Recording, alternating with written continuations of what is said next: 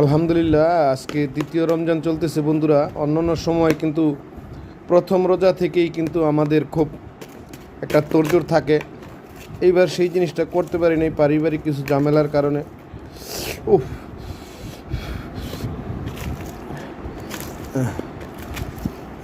রোজার খুব একটা আইটেম বা তরমুজ কিন্তু এখনও অবধি যায়নি বাজারে, তবে যাব, রিসেন্টলি যাব। এটা হচ্ছে ডিম চপ।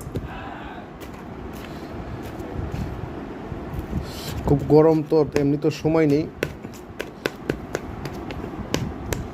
সময়টা নেই বন্ধুরা, যার কারণে খুব সুন্দর করে দেখাতে পারতাম হয়তো বা আমরা।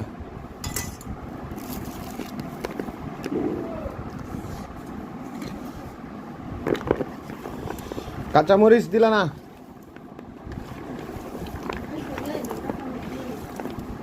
ধন্যবাদ, ভালো থাকবেন।